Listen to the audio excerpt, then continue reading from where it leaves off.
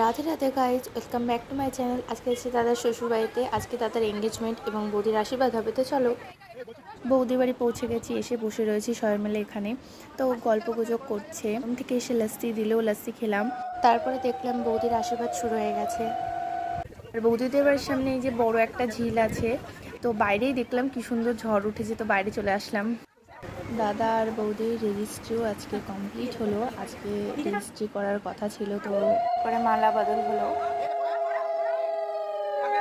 তারপরে দুজনে শপথ করলো দুজন দুজনের খেয়াল রাখবে, ভালো রাখবে। তারপরে আংটি বদল হলো।